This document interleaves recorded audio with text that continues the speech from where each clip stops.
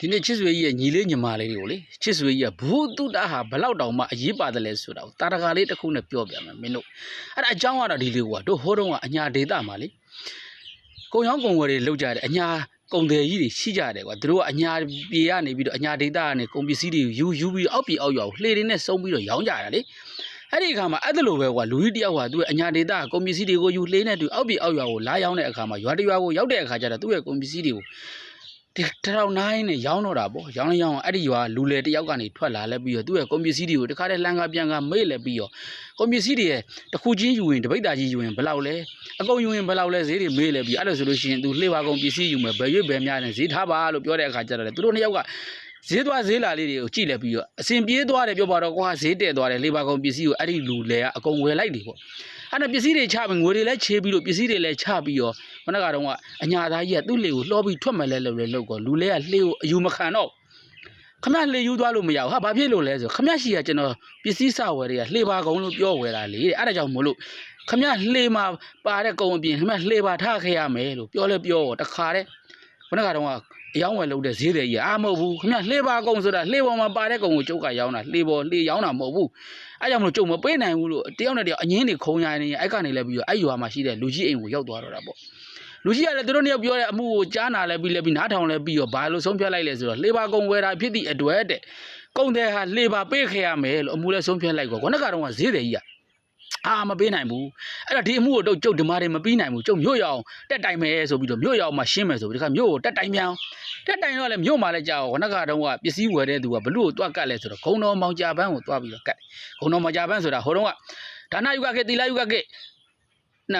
ာဝိမု ക്തി ခေတ်ဆိုအဲ့တော့ခေတ်တွေရှိတဲ့အထက်မှာ तू ကတုတ္တယုကခေတ်မှာဒါသူတို့ဂုံတော်မောင်ကြပန်းဆိုနာမည်ကြီးခဲ့တာပေါ့ကွာအဲ့တော့ဂုံတော်မောင်ကြပန်းလို့ပြောလိုက်လို့ရှိရင်စာပေနဲ့နီးစပ်တဲ့လူတိုင်းကြားဘူးပါတယ်အဲ့တော့ဂုံတော်မောင်ကြပန်းပါလဲလာရော तू ကလည်းအပြောကလည်းကောင်းတာနဲ့ပေါ့ကွာခဏကတော့တရားသူကြီးမင်းကလည်းဘလို့ထက်ဆုံးဖြတ်လိုက်လဲဆိုတော့လှေပါကုံဝယ်တာဖြစ်သည့်အတွက်အဲ့တော့ဝယ်တဲ့သူကနိုင်တယ်ရောင်းတဲ့သူကရှုံးတယ်လှေပါပေးရမယ်လို့အမှုဆုံးဖြတ်လိုက်တော့ခဏကတော့ဈေးတယ်ကြီးကတခါအလျှော့မပေးပြန်ဘူးကွာအလျှော့မပေးဘဲနဲ့အဲ့ကနေ तू တက်တိုင်တက်တော့လည်းရှုံးတယ်အဲ့ကနေခရိုင်တက်တိုင်ခရိုင်လည်းရှုံးတယ်ခရိုင်ကနေနောက်လေကြလိုက်ကြဘိုးပေါ့ကွာနိုင်ငံတော်အစ်စ်ကိုတက်တိုင်နိုင်ငံတော်အဆင့်ကိုရောက်ပြီလဲဆိုတော့ तू ဒီတိုင်းလုပ်လို့မရတော့ဘူးအဲ့ဒီအချိန်မှာ तू ကလည်းတော်တော်ပတ်စံနေလဲကုန်းနေပြီအဲ့တော့ तू ဘာလုပ်လဲဆိုရှင်းနေကောင်းရှာတော့လူတွေနဲ့ကတ်လဲပြီးတော့အဲ့မှာတခါတည်းမင်းရဲ့အမှုကိုနိုင်ပွဲရရှိတာတော့အမကြီးဥပ္ပေါ်ဦးပဲရှိတော့တယ်ဆိုတခါတည်းအမကြီးဥပ္ပေါ်ဦးကို तू တွားပြီးတော့တခါတည်းတစိုးလက်ဆောင်နေနဲ့တွားပြီးတော့ကတ်တော့တာပေါ့ချင်းကတ်တယ်ဆိုလို့ရှိရင်အမကြီးဥပ္ပေါ်ဦးကလည်း तू ကအမှုကိုနားထောင်လိုက်တဲ့အခါကျတော့အမှုကလည်းအစစ်စင်လဲရှုံးလာခဲ့တယ်နောက်ကပါလာတဲ့ဒီအမှုကိုလိုက်တဲ့လူကလည်းဂုံတော်မောင်ကြပန်းဖြစ်နေတယ်ဒါပေမဲ့ तू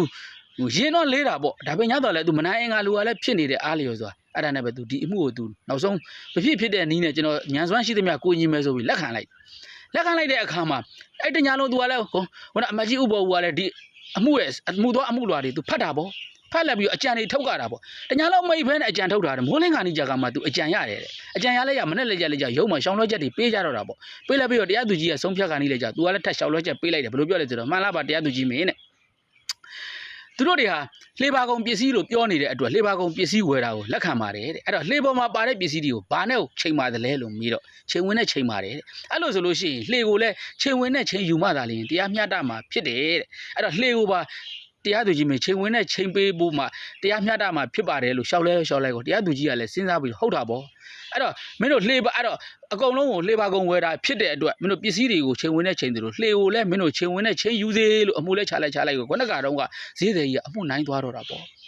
့အဲ့မှာလေချစ်စွေကြီးကခုံတော်မောင်ကြပန်းကိုလည်းမချီးကျူးခြင်းဘူးမချီးဥပ္ပေါ်ကိုလည်းမချီးကျူးခြင်းအဲ့ဈေးတယ်ကြီးကိုချစ်စွေကြီးကချီးကျူးခြင်းတာလေမင်းတို့စဉ်းစားကြည့်စမ်းလေ तू ကပတ်စံနေကုန်တာပေါ့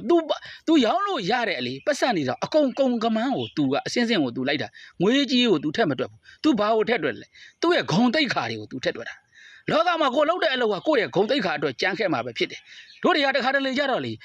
ငွေကိုပဲရွေးချယ်ကြတယ်ဂုံတိတ်ခါနဲ့ငွေနဲ့လဲရင်ငွေကိုပဲရွေးချယ်ကြတယ်ဂုံတိတ်ခါကိုမတွေးကြဘူးအဲ့တော့တို့ရဲ့လုပ်ရတိုင်းဟာတို့သားသမီးတွေတို့ဆွေမျိုးတွေတို့ပတ်ဝန်းကျင်နေမှာလေဂုံတိတ်ခါတစ်ခုနဲ့လမ်းပြပေးခဲ့သလိုမျိုးလမ်းရှေ့ဆောင်လမ်းပြတစ်ခုကြမ်းခဲ့မှာပါလားလို့တို့တွေမတွေးဘူးအဲ့တော့လူငယ်လေးတွေဟာလေတို့တော့အရက်မှာဘိုးတုတ္တတွေနေကြတဲ့အခါကျတော့အဲ့လိုသူ့လိုများအခက်ခဲတွေနဲ့ရင်ဆိုင်ရပြီဆိုလို့ရှိရင်တစ်ဖက်ကကြောက်ရှင်လေကြောက်နေတာကိုတွေ့ရတယ်တစ်ဖက်က၆လို့ရှိရင်လည်းလမ်းတွေပျောက်နေတာကိုတွေ့ရတယ်အဲ့ဒါဘာဖြစ်လို့လဲဆိုတော့လေလူငယ်လေးတွေကဘိုးတုတ္တနဲလို့ပဲဖြစ်တယ် အဲ့တော့ဘုသူတနေတဲ့အခါကျတော့ကို့မှာတက်တိတွေမရှိဘူးတက်တိတွေမရှိတဲ့အခါကျတော့ခွန်အားမရှိတဲ့အခါကျတော့ရင်ဆန်ရဖို့ကိုအင်အားတွေကိုမရှိတဲ့အခါကျတော့လွယ်လွယ်ပဲဆုံးဖြတ်တတ်ကြတယ်အမှုတွေမှာလွယ်လွယ်ပဲအလျှော့ပေးတာတွေကိုတွေ့ရတယ်ဒါကြောင့်မို့လို့မင်းတို့တွေဂုံသိက္ခာရှိရက်တည်ဖို့ဘဝမှာရှေ့ဆောင်လမ်းပြဖြစ်ဖို့ဆိုလို့ရှိရင်ဘုသူတရှိဖို့လိုတယ်ဒါကြောင့်မို့လို့ညီငယ်လေးတွေညီမငယ်လေးတွေဟာလေခုနကတော့ချစ်ဆွေကြီးပြောတဲ့ဈေးတယ်ကြီးကိုပမာထားပြီးတော့ဘုသူတတွေဖြစ်တင်းပါလို့ချစ်ဆွေကြီးကအားလုံးကိုတိုက်တွန်းခြင်းပါတယ်နော်